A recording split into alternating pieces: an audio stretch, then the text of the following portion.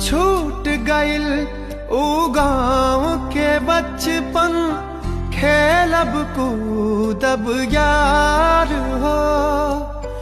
बांस के बैट से मैच खेलब, मार पीट के बाद हो। शहर न कबहू ऐसन लागे, शहर न कबहू ऐसन लागे, जैसन लागे गाँव हो।